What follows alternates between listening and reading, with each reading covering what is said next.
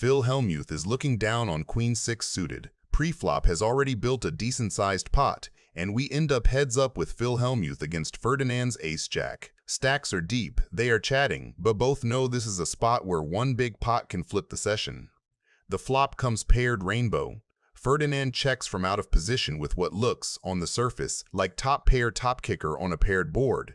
From his seat, it is a little too strong to turn into a bluff and a little too middling to start blowing up the pot. Hellmuth has absolutely smashed it. He fires 4,000 into the middle, a classic Phil value bet that looks small enough to get floated by worse aces and stubborn pocket pairs. Ferdinand just calls. His call keeps Phil's entire bluffing and thin value range alive while he sees what the turn brings.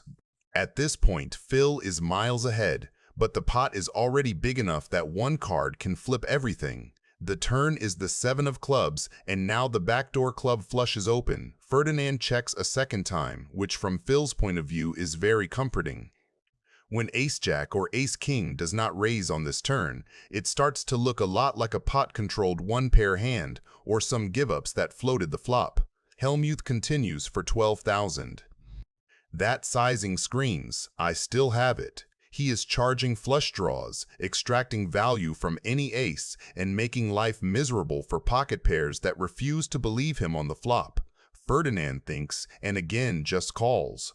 He cannot love it, but with ace-jack he beats all the bluffs and every worse ace that Phil is capable of barreling. The river is the ace of hearts, and that card rewrites the script.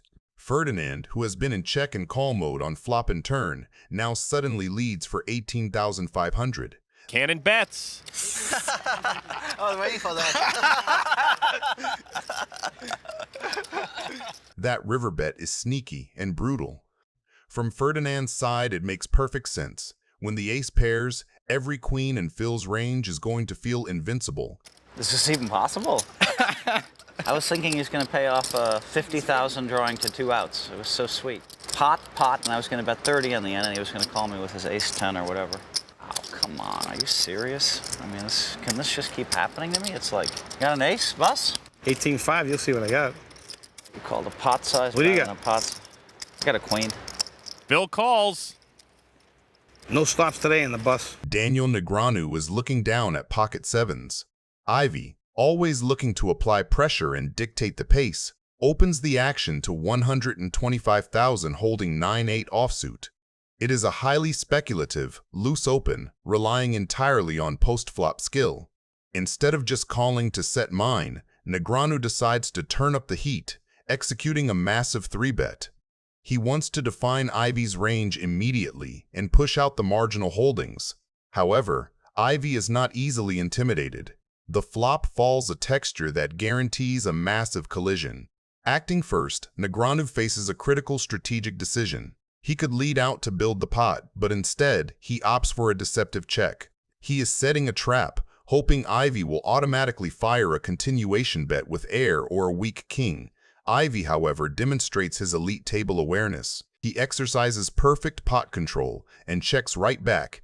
The turn brings the 5, a card that drastically shifts the psychological landscape of the hand.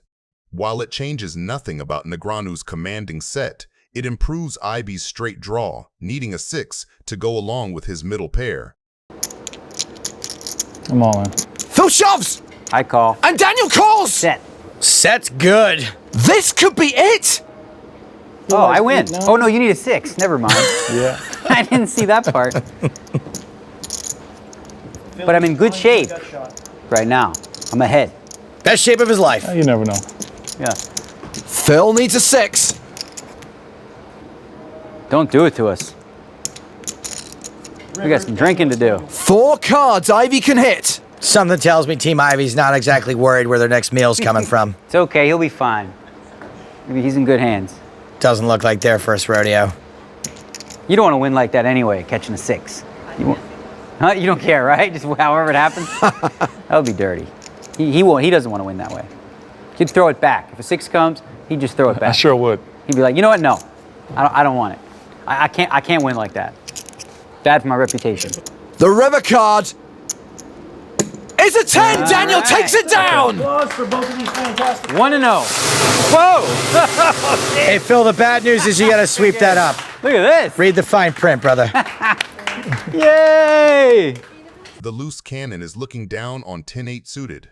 He opens to 2,000 from early position and gets a crowd of people that flat behind him. Nobody is squeezing, so the pot goes multi-way with a lot of capped ranges. Ferdinand still owns the initiative, but he is also walking into a four-way pot, which can always get messy. Love the action, boys. I could use these chips. Yeah, we're giving you the action, you know that. Can you feel the love? I love it. You'll get the opportunity, that's for sure. Well, if I fold, I'm definitely rooting for you to win. Flop comes a minefield. Veldhouse has queen 9 suited and quietly connects with top pair. Ferdinand's 10-8 is the hand of the moment here. A flop straight with front door flush and straight flush draws. Mosseri has 2 big overcards and air. Jetton has 10-3 and is done unless something weird happens. Checks roll around to Veldhouse, and that tells him exactly what he needs to know.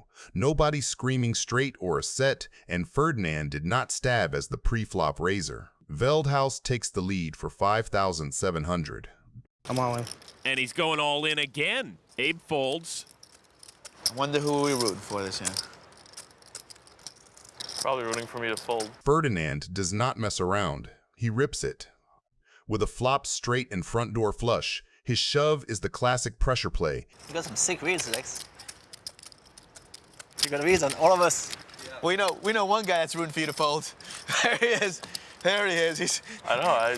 He's about to come over and take your cards and throw them right in the muck. And by using his image of the loose cannon, Veldhouse thinks for about a beat and then Lex calls. And Bobby loves it. You got it? Oh my God. Wow, everything. That is everything. Pretty nice hand, sir. Nuts. Nuts redraw. All season long, I see loose cannons going all in with ace high, middle pair, bottom pair. No. That's like going through my head. You can't even hit the 9 of diamonds to help you make a full house here. Just the one time is fine for Bobby, thanks. The meaningless river. Oh, straight flush. Straight flush he made. That's sick.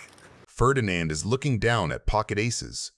Peter Jetton opens the action to 2,800 with pocket kings, a standard powerhouse move that quickly escalates into the ultimate pre-flop nightmare.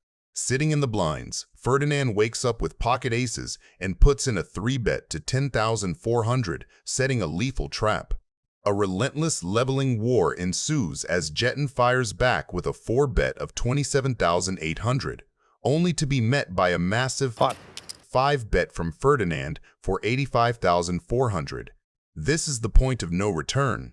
Phil Ivey is looking down on 8-6 offsuit. Vanessa makes it 25K with pocket 7's bread and butter early value that plays beautifully on low textures and keeps worse pairs and broadways defending. Artem overcalls, sweetening the price. Phil Ivey flats purposefully. 8-6 thrives deep and multi-way, makes nutted straights on boards early raisers hate, and carries just enough backdoor potential to pressure later streets. The flop falls low and connected. Artem checks and Phil fires 50K when checked to.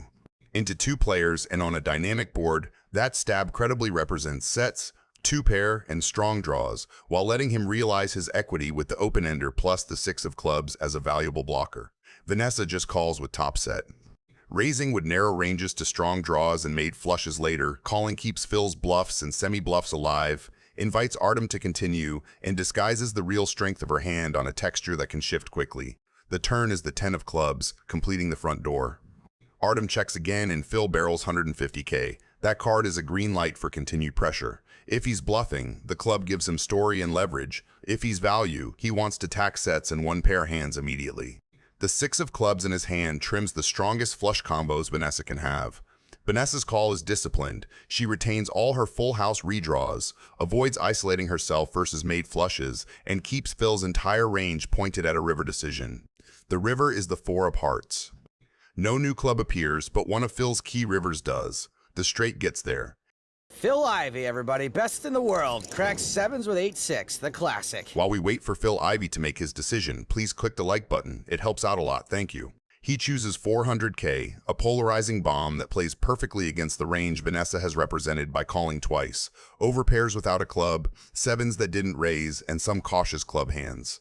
With the 6 of clubs blocker reducing nut flush combos and a coherent story from flop to river, This sizing forces exactly the kind of uncomfortable, high-stakes decision he's been building toward all hand. She folds. She made that look so easy. Not the turn I wanted to see. 3-7. Bill Hellmuth is looking down at ace-8 offsuit. It's great if you have a good hand. Straddle, 12-8. 12-8. Oh, fuck. Look at that. All right, wait. Pre-flop begins with a sequence that defies all logic. All right, I'll straddle. I don't give a fuck. All right, the 25. I've hit the point of not caring anymore. What do you want to do? I'm not going to blind all in. 50. I don't have 25-6. You have to. Was that 5-6? Blind all in? Maybe Okay. Yeah. Do you think I blind all in? I don't think you blind all in.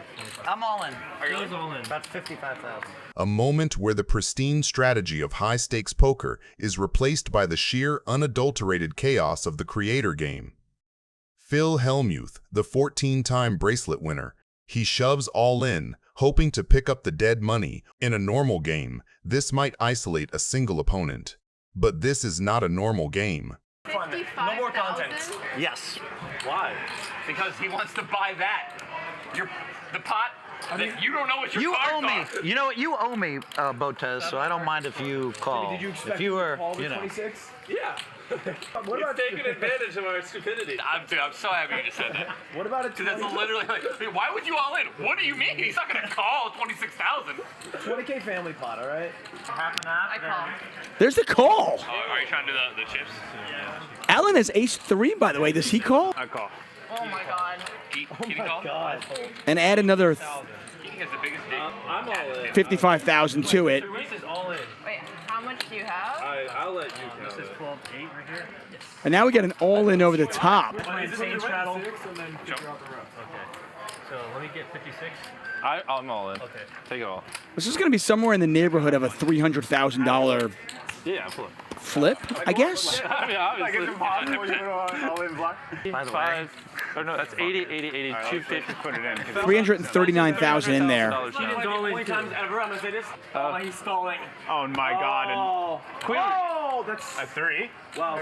So she's winning. Everybody pairs but Beast. Everyone but me. What is happening? Everyone but me. Come on. That means there's 6 left for you, King. How in the hell can someone... That's fine. It's a queen. I'm calling it right now. Oh, This is a ace queen. nine. I'm calling it right now. This is a queen. No queens. I will literally tip you Another $20,000 So if you 9, put a queen 3, 8, queen. You better put a queen there in your best interest. He's praying. there. 20 grand. Even Magic can't do that. And Botez She already has again. tons of money. Are you kidding me? What, like Ace 9 off. 600,000 now? Top 100 female poker owners. That's it. Did you crack it just now? Jimmy, you realize how many chips I have?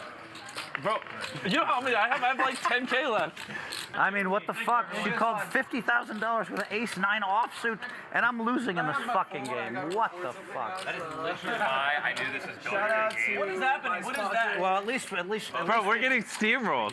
at least I know she'll lose $500. Shout out to the 5. Oh, She- my girl is bawling. She's gonna single-handedly Holy shit. fix the wage gap in America. Daniel Negreanu is holding Queen Jack offsuit. He opens to $2,500. That's a bread-and-butter late position open, dominates the Queen 10 and Jack 10 holdings that call too often, has blockers to 3 bets, and plays cleanly post-flop in position. 3 callers flatten with wide, capped ranges, offsuit broadways, suited aces, suited connectors, paired high card textures heavily favor the pre-flop raiser because he has all the strong Queen X and slow-played overpairs. Many callers arrive with 8x, pocket pairs, floats, or the diamond backdoors. Negreanu continuation bets $6,000 into a multi-way field, small sizing that targets folds from ace-high and underpairs while keeping dominated Queen X and diamond draws in. When Hashem continues, his range is mostly Queen X, pocket pairs stubbornly peeling, and diamond hands. Ace-high floats with backdoor equity also show up. The board double pairs, which is a dream card for the raiser's Queen X. Negreanu's value density jumps because any queen now makes a full house, and his bluffs retain good fold equity against stubborn pocket pairs and busted backdoors. He bets $12,000, again a pressure, but keep worse in sizing. Given action, Hashem is rarely trapping queens. He's weighted to diamonds, ace-high floats, and the occasional pocket pair praying for a river miracle. That river improves a lot of Hashem's floats to 1 pair of aces, but it doesn't dent Negreanu's nut edge. Queens still bowed up, Eights don't exist for Hashem often, and missed diamonds remain abundant. After Hashem checks the third time, Negreanu fires $27,000 for clear value. As we young internet kids say, you're polarized. Isn't that right, Jose? Yeah, it's polarized. It's polarized. You haven't fuffled. Show me one. Okay. Daniel shows the jack. I fold. Oh, damn it.